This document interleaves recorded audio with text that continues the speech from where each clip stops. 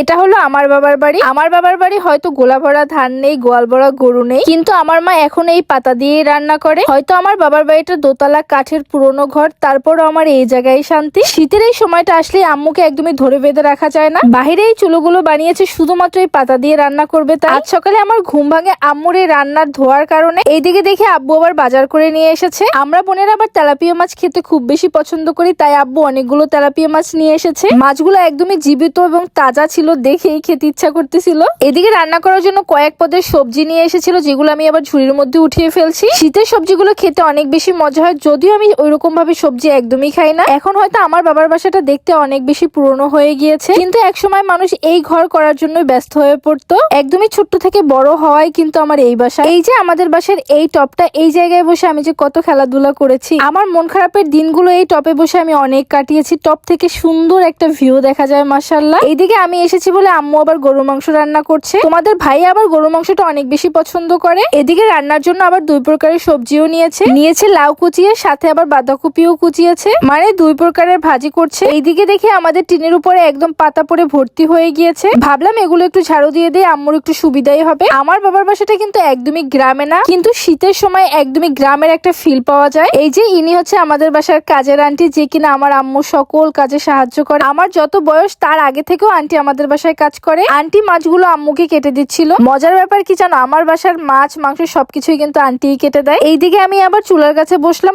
আম্মু আবার অন্য কাজে ব্যস্ত হয়ে পড়েছে। আম্মুর মেয়ে হয়েও কিন্তু আমি পাতা দিয়ে একদমই রান্না করতে পারি না। এই সময়গুলো আসলে আম্মুকে আমরা অনেক বকাবকি করেও থামাতে পারি না। ডাক্তার তো তাকে একদমই বারণ করে দিয়েছে যেন সে ধোয়ার মধ্যে রান্না বান্না না করে, কিন্তু কে কার কথা শুনে, তার নাকি পাতা দিয়ে রান্না করতে অনেক বেশি ভালো লাগে। আমি কখনো এভাবে করে বাহিরে বসে এরকম নাস্তা করিনি।